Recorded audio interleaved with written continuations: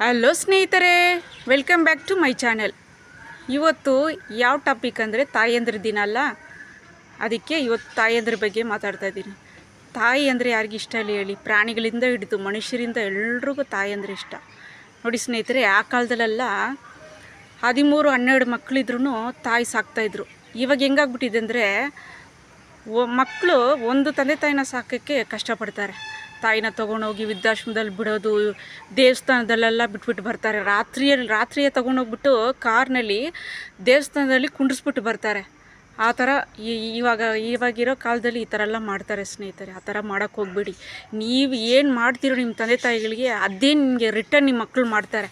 ಆ ಥರ ಮಾಡೋಕ್ಕೆ ಹೋಗ್ಬಿಡಿ ಸ್ನೇಹಿತರೆ. ತಂದೆ ತಾಯಿನ ಚೆನ್ನಾಗಿ ನೋಡ್ಕೊಳ್ಳಿ. ಅವ್ರು ಇರೋದು 1000 ವರ್ಷ ಅಲ್ಲ, ಇರೋವರೆಗೂ ಚೆನ್ನಾಗಿ ನೋಡ್ಕೊಳ್ಳಿ ಸ್ನೇಹಿತರೆ. ಓಕೆ ಸ್ನೇಹಿತರೆ, ಲೈಕ್ ಮಾಡಿ, ಸಬ್ಸ್ಕ್ರೈಬ್ ಮಾಡಿ.